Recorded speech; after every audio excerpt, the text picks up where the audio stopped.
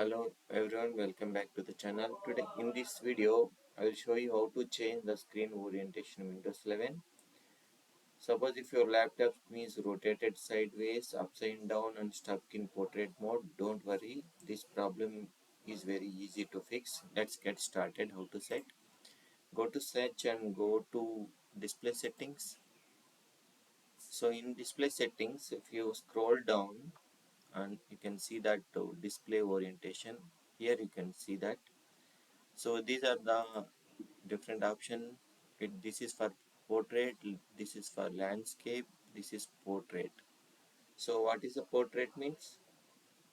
Which rotates the screen vertically, and landscape flipped means which turns the screen upside down, and portrait flipped means which rotates the vertical in opposite direction.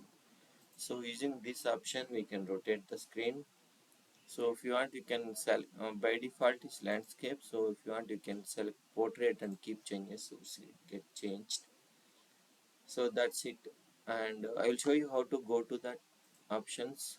First go to either go to display settings, or if you don't know then you can go to settings and the system, display settings and orientation, display orientation. This is the one. So this is how you can go to that and change the orientation. Some laptops will sometimes will support to shortcuts, that is Ctrl Alt to arrow buttons. You can change the orientations also using shortcuts. If doesn't work, then it might be disabled. Also, if you are using two-in-one laptops, you can turn the auto rotation lock on or off, so that if you rotate it out, the screen will automatically rotate for the two-in-one laptops.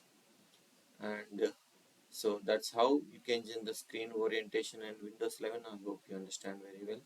In this video helped you, don't so if this video helped you, don't forget to like, share and subscribe for more helpful Windows tips. Thank you for watching. I'll see you in the next video.